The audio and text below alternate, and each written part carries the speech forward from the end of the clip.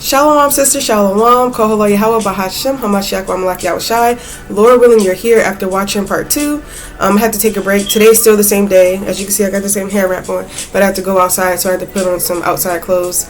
And it's kind of chilly outside in here, but it's still a nice day. But I was like, I'm not going to change my clothes back. I had to walk the dog and wash some clothes and stuff. But now we're here for part 2, so with the water for joining me.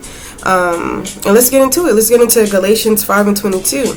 But the fruit of the Spirit is love, joy, peace, long-suffering, gentleness, goodness, faith, meekness, temperance. Against such there is no law. All right, so right now we're going to touch on joy and peace. Okay? And these are very important to have in your marriage. Having joy. You want your husband to come home to a peaceful environment. You want to bring, be a joyous woman into your husband. Alright, let's get into it. Alright. First, I wanted to bring out Genesis 26:8. Alright, and it came to pass when he had been there a long time that Abimelech, king of the Philistines, looked out at a window and saw, and behold, Isaac was sporting with Rebekah, his wife. So Isaac and Rebekah, they were having a good time.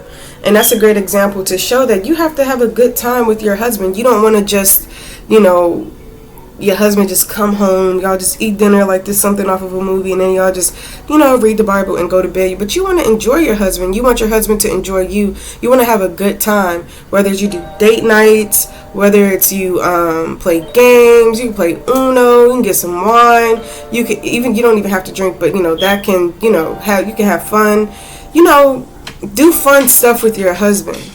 Do things that, he would like to do. If your husband likes to play the game, maybe ask him to, play the game with him every now and then. You can do spa days. I like spa days. I think those are fun. Spa days. You can, make your husband's favorite meal. Write encouraging text messages or letters to your husband, to uplift him through the spirit. You never really know, I always say this in my videos, but you never really know what your husband, may be going through, because a lot of the times they don't want to, express to us these things because, they don't want us to stress out about anything. And, they have their brothers who they might confide in with certain things. But, you just really want to be a joy to your husband. You want to have fun. And you want to create, a joyful and peaceful environment in your home. Okay? Number 2, you want to make sure that you look somewhat presentable. I know sometimes it can be easier said than done. It can be hard, especially if you're a stay-at-home mom and you got kids, or depending on what type of job you may have. It may be hard to try to pull yourself together. But, these are things that we have to do. You have to be able to pull yourself together, throw some lip gloss on, fix your eyebrows up, lay your edges down, get dressed. You want to be able to do these things because your husband, he loves when you do that. It's Ecclesiasticus 36:22. The beauty of a woman cheereth the countenance, and a man loveth nothing better. So a man don't love nothing more than coming home, seeing his wife, with a cute little outfit on, with your hair done, or anything. Your husband get excited when he see you with, he may get excited when he see you with, a new outfit on, new hairdo, whatever, It's fun to switch it up, get braids one day, maybe one day, you just try different hairstyles. Have fun, Okay? All right, this is Ecclesiasticus 36:23. If there be kindness, meekness, and comfort in her tongue, then is not her husband like other men. So you want to make sure that, you're being kind towards your husband. You're being meek towards your husband. And you're also comforting your husband. Alright? They definitely need comfort, especially when they're coming home from work or they're going out to camp. Your husband definitely wants to feel comforted when he comes home. Okay? Alright. And I guess we can get into Ecclesiasticus 36:24. He that getteth a wife beginneth a possession, a helpmate like unto himself, and a pillar of rest. So, you want to be his pillar of rest when he comes home. Making sure whether it is, he asks you to, usually when my husband comes home from work, I try to make sure I got his towel ready, his underwear, his wife beater, whatever it is that he wants. I try to have that ready for him when he comes home. Sometimes I might have a lot going on and I might not do it. And some days, that's something I got to get more on top of, because sometimes my husband understands and I get real busy with the kids, or I got to do this or I got to do that. And, he doesn't mind, but that's what he, a bee just flew in my house. It's going to find its way back out, Lord willing. But, those are things that, we should do. If you do things that your husband likes for you to do, and that's what I kind of said in part 1 of loving your husband, doing the things that he requires of you to do, asking him, what is it that you need me to do, and making sure that you're getting those things done through the Spirit. Okay?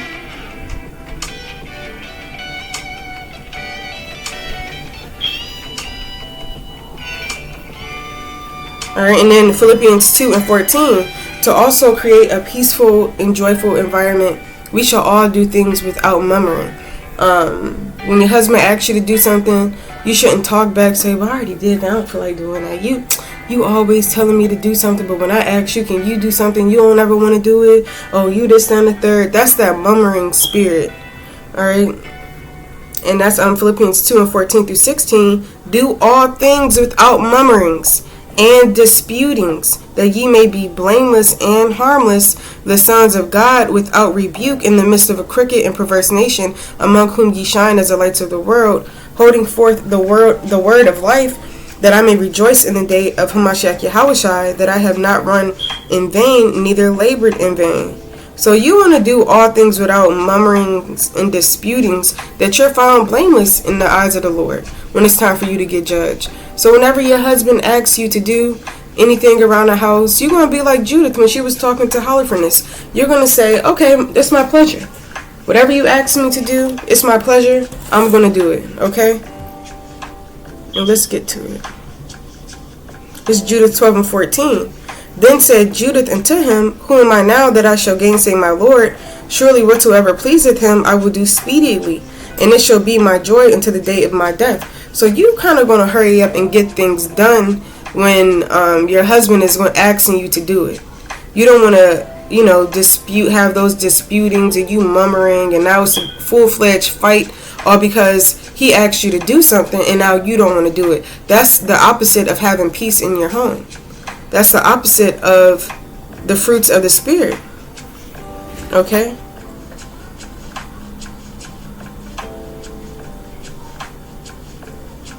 And let's get to it. That's Ecclesiasticus 25:20. As a climbing up a sandy way is to the feet of the aged, so is a wife full of words to a quiet man. And I'm not up there in age yet, but walking on sand is kind of hard. Climbing up a sandy hill, I don't know if you ever did that before, but that's actually kind of hard. And it's like, dang, you get tired real fast, especially running on sand, walking on sand. You get tired real fast. It's exhausting. And that's the same thing as words to a quiet man. A wife full of words to a quiet man. So if your husband just chilling and quiet and, he asks you to do something, or you could just, like I said before, you could just be speaking your mind or whatever the case may be, just talking. That's a lot for a brother. Like, dang, here she go again. Sometimes I can say for my husband, like, my husband, he enjoys my company, me talking to him. But sometimes if I do go a little far and I'm talking, I know he not going to say it, but I know he's feeling it. Like, he might be like, oh, what'd you say? Or, he wasn't paying attention. They can only, I feel like a lot of brothers, they're just quiet. They like to just be at peace. They don't like, when a woman says many words. And that kind of goes into what the Lord said is, a silent and loving woman, that's a gift of the Lord. And if you have a righteous husband and you know that a wicked woman is given to a wicked man, so you know that a righteous woman is given to a righteous man. And if you say that you're a righteous woman, you know that you have a righteous man, and that, you're a gift of the Lord. You're a gift to your husband from the Lord, right? Because you're going to be that silent and loving woman. You're going to practice that. If y'all understand what I was saying. Alright?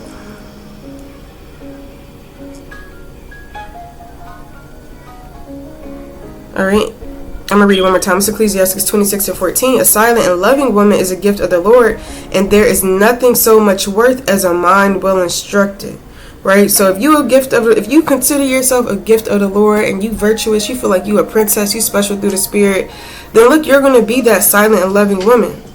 You deserve that for yourself. Right? And there's nothing much more as a mind well instructed. Of course, our minds are going to be well instructed on keeping the law, statutes, and commandments. All right? Our minds are going to be instructed on the words of the Lord. And we meditate on those things day and night. So if you feel like you need to work on being a silent and loving woman, then you're going to meditate on Sirach 26:14. You're going to meditate on that throughout the day, every day. So then when it is time for you to, be in a situation with your husband, you're like, I'm not even going to say nothing. Because I'm going to just be silent today, he don't really I don't got to really say much, Or, if your husband is telling you something and you feel like you got to say something back, remember, you're going to have those precepts come into your mind because you're meditating on them day and night. And then you shall have success. Then your marriage is going to be successful because you're meditating on, okay, look, the scripture says that a silent and loving woman is a gift of the Lord. And that my mind is going to be well instructed on the words of the Lord.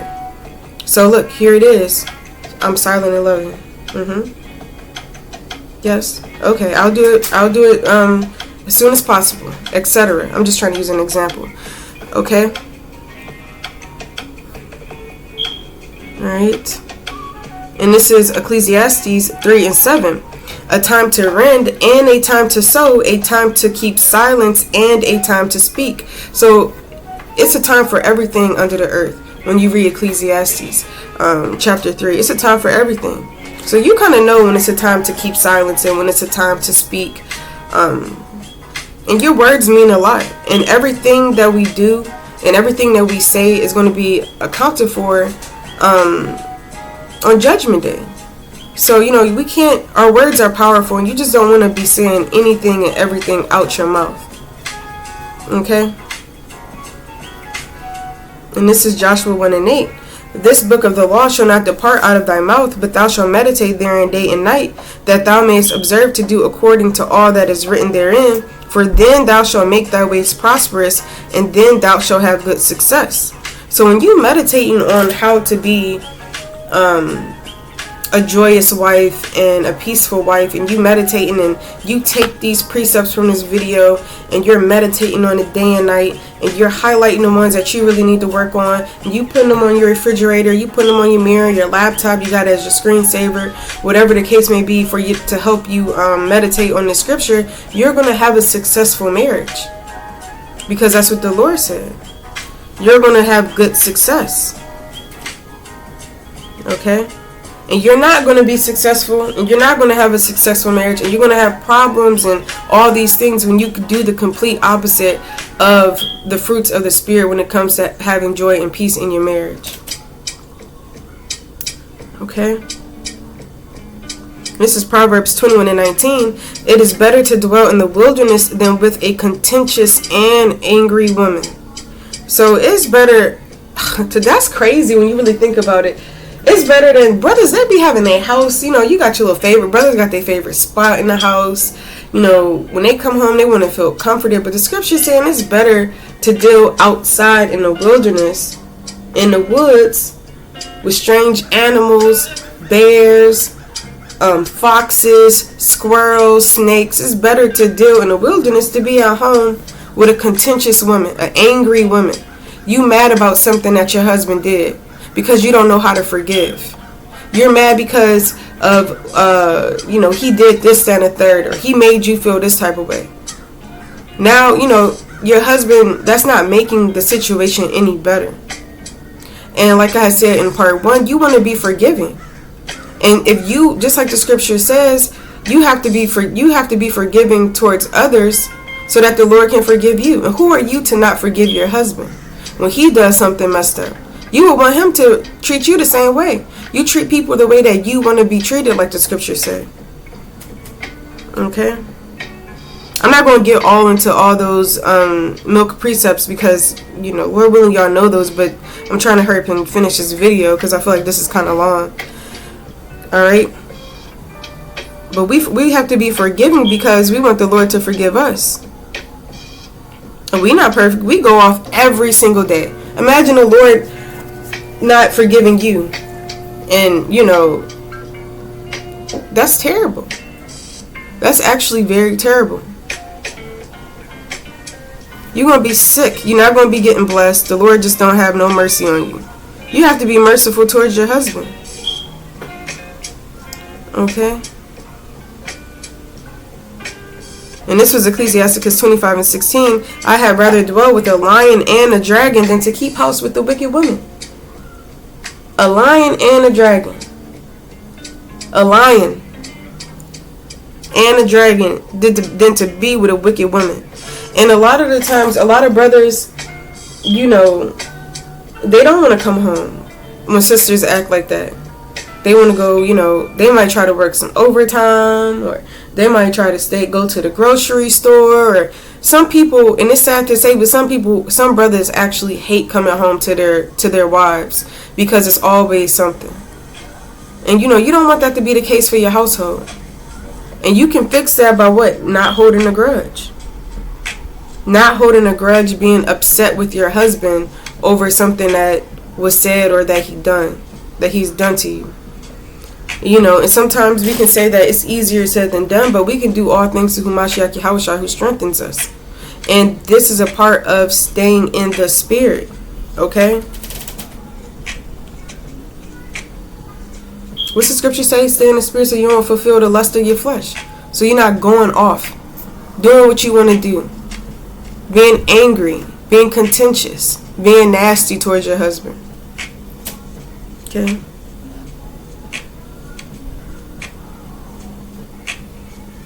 Alright? And also, it don't even have to be what you say. It could be your facial expressions too. And it's Ecclesiasticus 25:17. The wickedness of a woman changeth her face, and darkeneth her countenance like a sackcloth. So your countenance, that says it all. Y'all know how we be looking. When you mad, Eve, sisters, when you mad, your face be all turned up. You don't even gotta say nothing.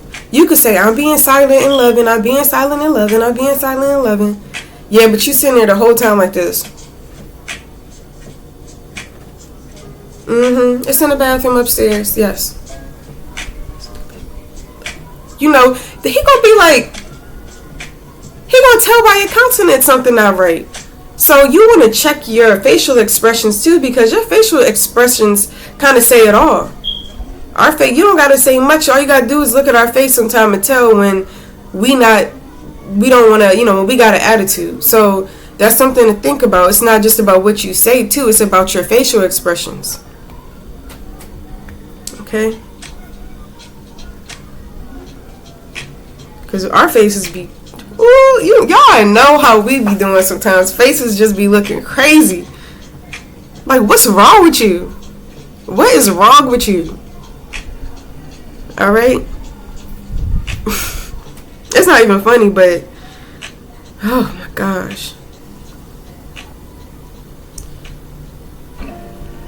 Okay, and this is Ecclesiasticus 25:18. Her husband shall sit among his neighbors, and when he heareth it, shall sigh bitterly. This is sad. This is real sad. I seen a situation where this sister, she was going in on her husband. He this, he that, and he was right there. And I was like this. I was like, what the hell is going on? But I could tell that he kind of knew what she was talking about him. And I know he was like, dang, like, I ain't never see the sister after that. After that, I never seen her again. And I was just like, dang, like, I kind of felt bad because it was embarrassing. But that's how brothers be feeling. They be sighing bitterly like, oh my gosh, here she go. Here she go. That's not being peaceful towards your husband. That's being, you being a wicked woman. You're not showing no respect towards your husband. you know, especially when you're around other people, he like, oh my gosh, here she goes. She acting a fool. She acting like a shameless woman. And the scripture says a shameless woman shall be accounted as a dog. So you acting like an animal and not a righteous Israelite woman. That's sad. He's sitting down with the brothers just sighing bitterly, and everybody gonna know. Everybody like, dang, look, feel bad for the brother. You just gotta throw prayers for him. You know, that's what everybody's thinking when he's sitting amongst his neighbors. Everybody, it's okay, brother. It's okay. The other sister's like, dang, you know, kind of feel bad for that brother. You know, you don't want to be that sister. You don't want to be, you know, that family. All right, this is Ecclesiasticus 26:1. Blessed is the man that hath a virtuous wife, for the number of his days shall be double. And if you love your husband and you care about your husband, you're going to be like, look, I'm going to be a virtuous wife to my husband, because the scripture says the number of his days shall be double. I want my husband to grow old with me. I want my husband to see our grandchildren if we still here. I want our children, my husband, to see, you know, our sons and daughters do this, that, and the third. You want to experience life with your husband. So if you care about your husband, then you're actually going to be a good wife to him. All right? You're going to be a virtuous wife, so that his days are doubled. And this is Ecclesiasticus 26:2. A virtuous woman rejoiceth her husband, and he shall fulfill the years of his life in peace. So when you're that virtuous woman, going down to Proverbs 31, Titus 2, when you're striving to be that type of woman, your husband, he's going to fulfill his life in peace. And because your mind is well instructed on the law, statutes, and commandments, and those are what you meditate on day and night. And your marriage is going to be successful, like I said before. Okay? This is Ecclesiasticus 26:3. A good wife is a good portion. She shall be given in the portion of them that fear the Lord. Alright? So Lord willing, sisters, husbands, truly fear the Lord. And you got to kind of think about it too. A lot of the times, this is not all the times, but sisters, we are a reflection of our husband at the end of the day. So, you know, if you going off, how can I put this? Yeah, we're a reflection of our husbands. So if your husbands, you know, are good brothers, and a good husband, a good brother, a good etc., good husband, good brother, then, you know, you're going to be a good wife. Because you're like, my husband deserves to have a good wife because he's a good husband to me. And if your husband isn't necessarily, you know, the best husband, you can still strive. You can still strive to be, you can still be a good wife to him. Because like I said before, you can't render evil for evil like the scripture says. You can't just be nasty towards your husband because he's nasty towards you. So, you know, you want to make sure that you're treating your husband still in the same way that you would want to be treated. Hopefully y'all understood what I was saying.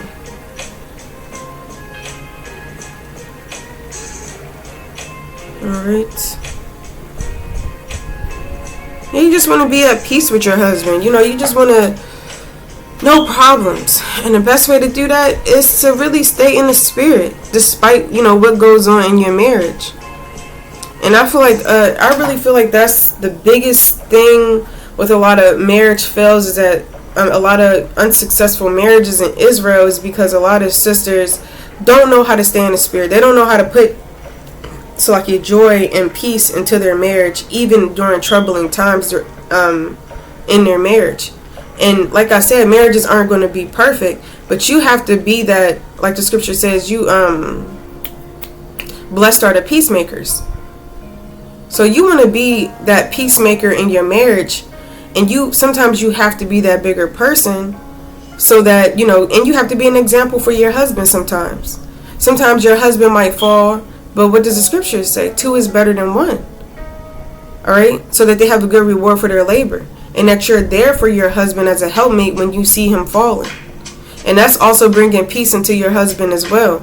If your husband had a bad day at work and he on the phone, maybe, I don't know, I'm just using an example. He could be on the phone saying, you know what, I'm going to call such and such. I'm going to call brother such and such a day, and I'm gonna tell him how I really feel about how he treated me, this and the third. He just got a bad spirit on him, and he about to dial the number and call the brother, and you like, hey, maybe you should think about that.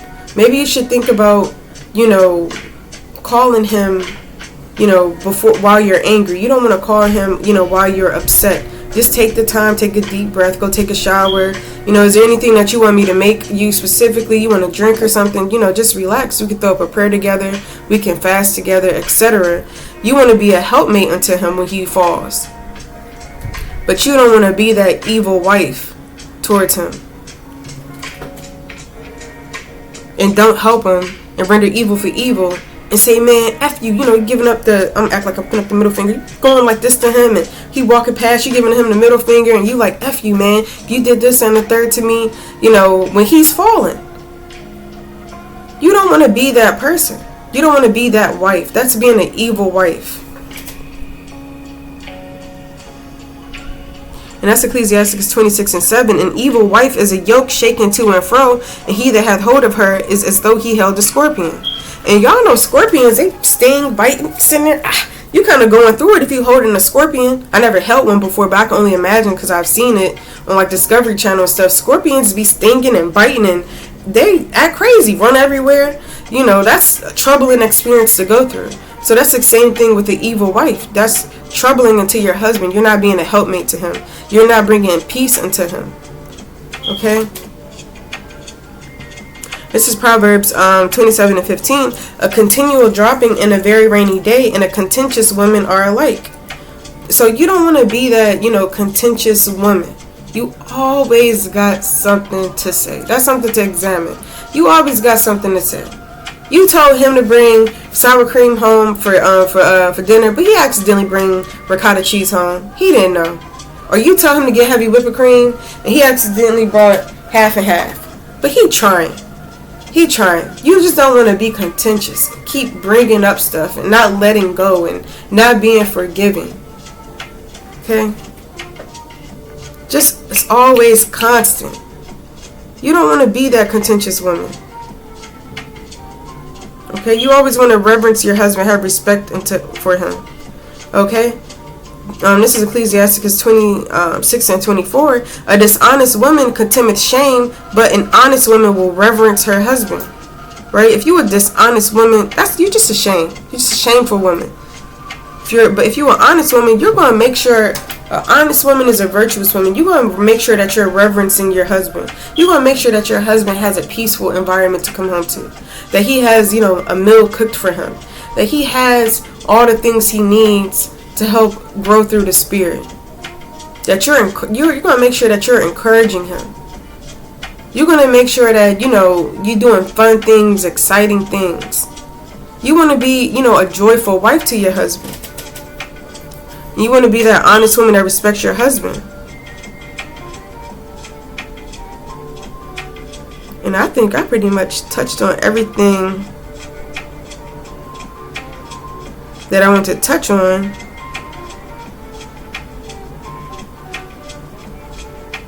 Yeah, I think that's pretty much everything I want to touch on. But yeah, I want sisters to really, think about ways that you can be peaceful towards your husband, and you can be a joyful wife towards your husband. And we really set the tone. Sisters, it's a lot of power in being submissive, because you really set the tone. And you can kind of get whatever you want by being submissive. Hey, can I get this to do that? Can I do this to do? Yeah, I mean, how can you really say no to something? Just like with your children. If your children is, they doing everything they supposed to do. They cleaning up. They studying. They reading. They doing their prayers. They doing everything that they want to. Doing everything that you ask them to do through the Spirit. And they're even doing things that you didn't ask them to do. They're being considerate. You're gonna reward your child. You're gonna reward your child. You'll be like, hey, you know what? That's what my dad used to do to me. I used to clean up, wash the dishes. You don't got to tell me nothing. I'm going to do it because I'm trying to, I know you're going to take me to the toy store. I know you're going to give me a Barbie doll, and I'm going to get whatever it is that I want. I'm going to get that because I'm doing the right things. And that's kind of like the same thing with your husbands, when you doing the right things around your house and you making sure that everything is in order, and you making sure that being peaceful to your husband, it's not, he's going to kind of do the same, reciprocate that same energy for you, put that same spirit for you, like, oh, my wife, she made sure I did this, that, and the third. All right, well, let me think about, what was she made like? Because you praying for your husband, you praying that the Lord put the spirit on him to be to think of you and to do nice things for you, and to ways to, you pretty much thinking of, so you pretty much praying for the Most High to put the spirit on your husband to treat you the way that you treat him, if you are doing these nice things to him. And with a lot of sisters, they may say, oh, my husband don't do nothing nice for me, or I just did this for him and he still don't do nothing. But at the end of the day, Lord willing, it will come. You have to have faith that it will come.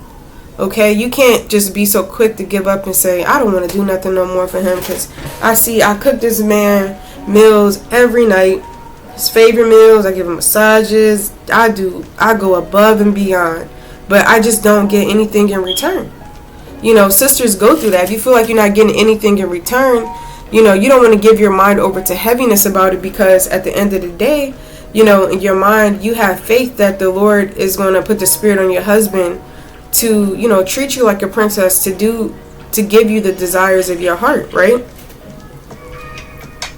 And let's get that.